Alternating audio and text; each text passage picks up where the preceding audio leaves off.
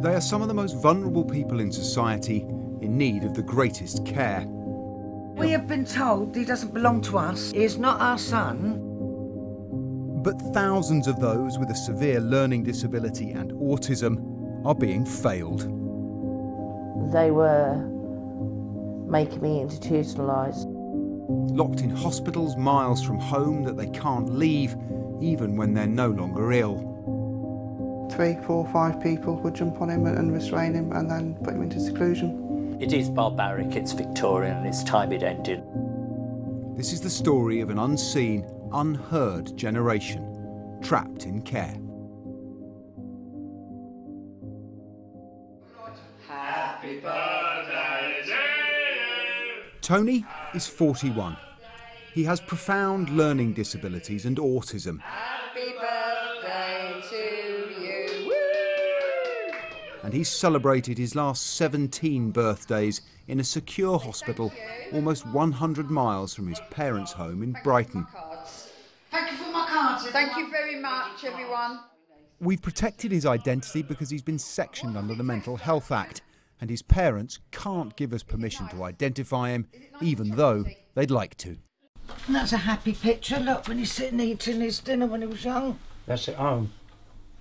He went into residential care when his parents, worried about what would happen to him as they got older, asked for help. He was only meant to stay 9 months before moving into a home in the community, but he's been trapped ever since. Roy and Pam say that during his first 10 years in the hospital, he was regularly restrained, sedated, and received injuries, including a broken arm they were told he sustained in a fall. He had wrist burns, he had black eyes. His fingers were black and blue, weren't they? He had his hands trod on. He was being held down, face down, with about 8 or 9 people. We actually see them do it. We witnessed that. We witnessed one of them holding him down prone. Following the incidents, Tony was moved to his own annex, but Roy and Pam say he's sometimes isolated and that the years have taken their toll. He's deteriorated a lot. He doesn't do the same things he used to do, does he? I mean, when we used to go down there in other places, he used to say to Pam, "You've got a nice dress on. I like your hair," but he takes no notice now. It's just, all he's interested really is what you're going to bring him, what food you're going to bring him. He just says, "I don't like it here," and he I want asks to to come home. Tony is in a low-security hospital run by a private care company. They say all his injuries were properly investigated and took place before they owned the hospital. They also say patients are not isolated, but those who need their own living space receive attention from dedicated staff and have access to common areas with other patients. Roy and Pam have been trying to get Tony moved to his own home with appropriate community care for years. When we first met, they've been told it might happen by Christmas. Hopefully, they're going to get this right, because me and Roy, we're too old to go through this again. I think this is the end of the line. This is the end of the line for me and Roy. We have been told he doesn't belong to us. He's not our son. He is not our son. I gave birth to him, and we are parents, but it doesn't belong to us. He belongs to the state. You feel powerless. That you can't do nothing. It's like Tony on the edge of a cliff, and you can't get hold of him. He's there, but you can't get him.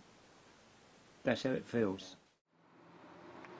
Tony and thousands like him are hidden out of sight and out of mind, often for years, in institutions known as Assessment and Treatment Units, or ATUs. They're designed for short-term care of people with a range of learning disabilities, and they're supposed to be discharged within 18 months. In fact, the average length of stay is 5.5 years, and the government is about to break its promise to close up to half of the beds by next March. There are currently 2,315 people in ATUs in England, just 80 fewer than there were in March 2015, when there were 2,395. 60% of them have been admitted for more than 2 years, and 16% for more than a decade. The number of reported cases of restraint has risen from 16,660 in 2016 to 28,880 last year. And Sky News has obtained figures that show 40 patients have died while admitted to an ATU since 2015, and 9 of the deceased were under 35. 4 years ago, Sir Stephen Bubb wrote a progress report on the bed closure programme. He was shocked by our figures and says the government has no excuse not to act. There are deaths of people in these institutions, some of them unexplained. We know there are significant problems. There will be, at some stage, another scandal. And yet we know what we need to do. The idea that in the 21st century, you lock people up, you restrain them, prone restraint, you hold them down, I think is disgusting. It's barbaric, and it is unacceptable, and it needs to be made unlawful. To see the difference that community care can make, we came to Norwich to visit a project run by and for people with a learning disability.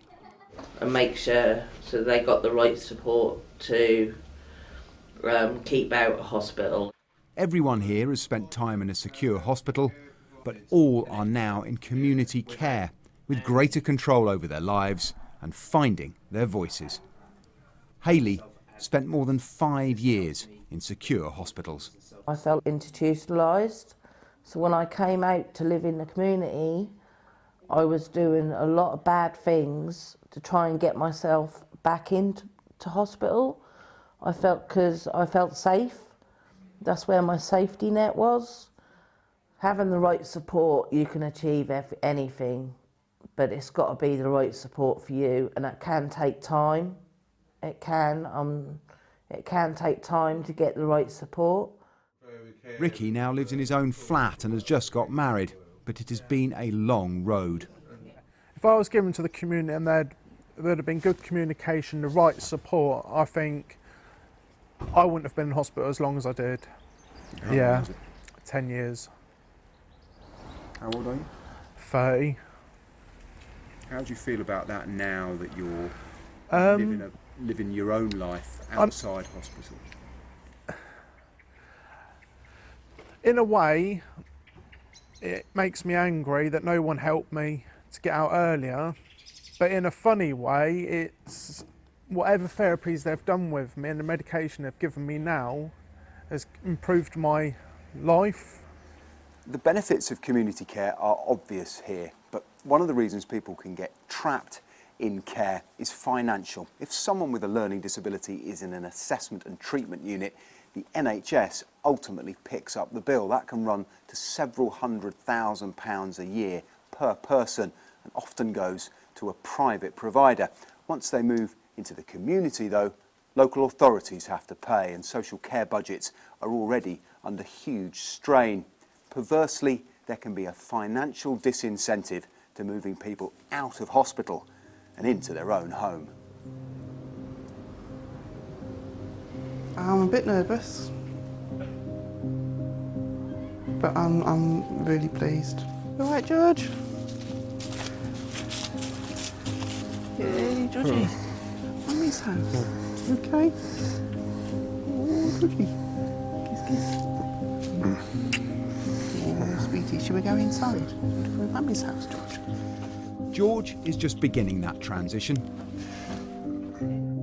This is the first time he's been to his mum's house in 18 months. Just 3 weeks earlier, he was discharged from a secure hospital. 3, 4, 5 people would jump on him and restrain him and then put him into seclusion. As far as George is concerned, as soon as you lay a hand on him, you're in his space. He doesn't like it. He's autistic, doesn't like being touched. He's got like an exclusion zone around him, and they're straight in. He felt that he was being attacked, so he fought back. He now lives nearby in his own home with 3 carers 24 hours a day. I have a lot of confidence in the team. We have excellent communication. They're talking to me every single day, and I know I can talk to them every single day, which is really good. And it's all the details, exactly what George is about and who he is and what he enjoys and what he doesn't enjoy. Picking up all of the details all of the time, and it's constantly changing. Feels calm. Yeah. Yes. Yeah. He's just living the life he's supposed to live, which is absolutely brilliant. George has personal support from a dedicated team, but it is still, on average, 6 times cheaper to look after people at home than in a hospital. It's about accepting and understanding that he's got a right to do whatever he wants to do, but at the same time, with the duty of care, you need to make sure that what he's doing is safe and he's allowed to live a fuller life as he can. That was really quite uplifting. Nicola and George are the first people we've met since we started this who are smiling. And it's clear that with the right planning, the right committed staff and the right attitude, it is possible to provide decent care in the community. It's early days for George, but it seems to be working. This is all his clothes that I've got all ready for Tony to move, which I thought was going to be moved, and he was going in about a fortnight. Looks like he's going to be there another year. For Pam and Roy, the struggle goes on. They have just had bad news. He thinks he's having a Christmas with a Christmas tree. You can imagine not having a Christmas. He hasn't had one in 21 years. No Christmas tree, no decorations. Where he is, all he's got is a bed, a telly and a chair. It's just another day. They've been told Tony will not be leaving hospital after all. After a disagreement with Roy and Pam over his care plan, the care provider has withdrawn its offer of a home near Brighton. That means they'll still be taking the 200-mile round trip to visit him every week. Brighton and Hove City Council say they are sympathetic to Tony's situation, but his current accommodation is the closest to home that meets his needs. They say his situation is regularly independently reviewed and hope to move him to bespoke accommodation that keeps him and his carers safe as soon as possible. It is a complex process which can only proceed with the full confidence of Tony's parents, and the council say they're restarting the commissioning process with immediate effect. The Department of Health say they are committed to supporting people in the community and that restraint should only be used as a last resort. NHS England say there are 20% fewer people in ATUs than 3 years ago, and they're investing more than £75 million in moving patients into their own homes. Those promises feel like a distant hope to families torn apart by the care system. I just feel we've lost him. He went away, well, it took him away, and he's gone. Big hole in our family. He's just somebody we